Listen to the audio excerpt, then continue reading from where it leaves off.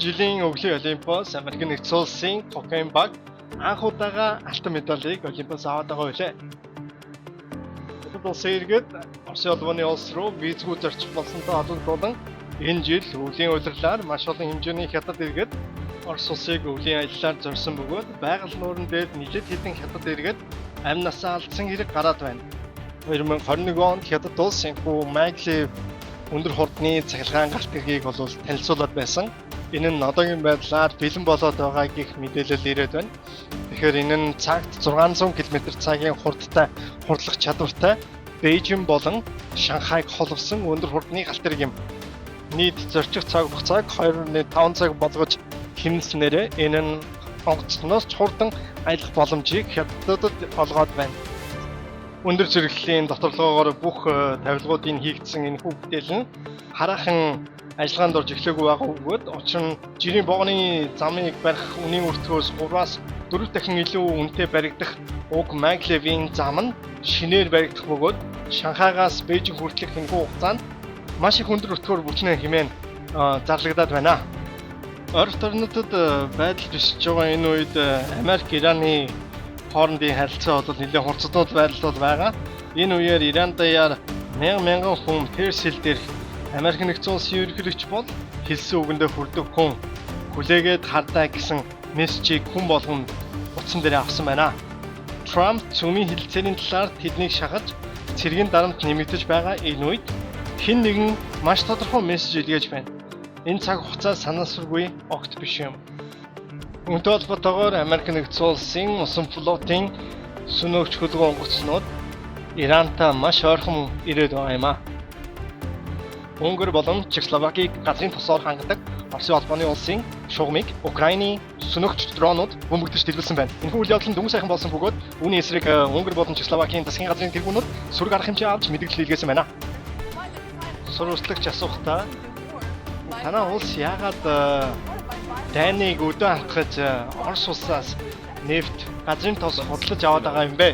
Бидний худалдаж авдаг хэмжээ нь Оросын улбаны улсын GDP-ний хэрэг хэмжээг эзэлдэг гэдгийг чи мэдэх үү?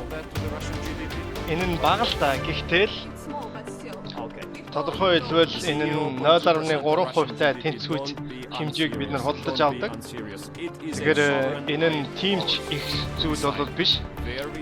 Гисэн хэдийч энэ нь манай улсын өөрсдийн хаанаас ямар энергийн их үсрийг худалдаж авах нь бидний өөрсдийн шийдвэр ёстой энэхүү хэрэг юм аа. Бид мөн энэс илүү үнэтэй энерги их үсрийг хаанаас өөр одоо газраас худалдаж авах чадвар нь хараахан манай улс одоогор байхгүй байгаа юм.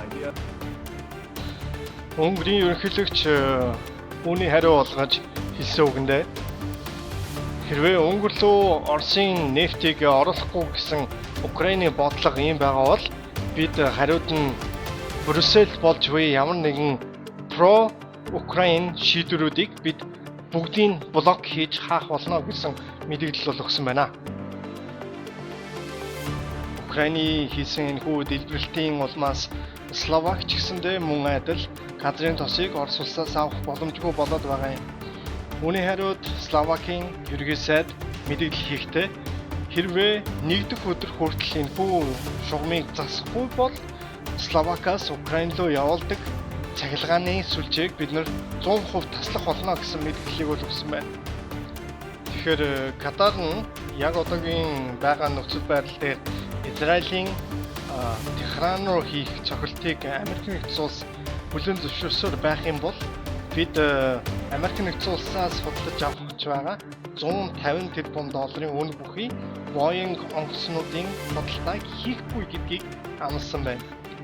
Хэдхэн хоногийн өмнө Мексикт болсон энэхүү босгочдын болон мафийн бүлэглэлийн эсэргүүцэл нь одоогийн байдлаар намжаад байгаа бөгөөд Мексикийн батлан хамгаалахын яамны сайд хэлэхдээ нийт 23 мянган зэвсэг хурааж аваад байгаа бөгөөд үүний 80% нь Америк нэгдсэн улсад үйлдвэрсэн зэвсэг байна гэж хэлсэн байна. Биднийг Венесуэлтэй адилхан буулгаж авч чадахгүй шүү хэмээн хойд солонгосын ерөнхийлөгч анхааруулга өгсөн байна. Мөн хэлэхдээ бидэнд байгаа цөмийн зэвсэг нь зөвхөн инх тайвны төлөө юм. Өөрсдөө хамгаалах гол чухал хэсэг юм а гэж хэлсэн байна.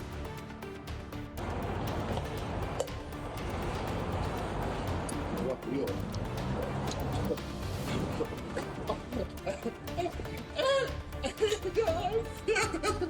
Олон улсын мэдээ болон санхүү эдийн засгийн хамгийн сүүлийн үеийн мэдээллийг та зөвхөн манай цугаас үзээрэй.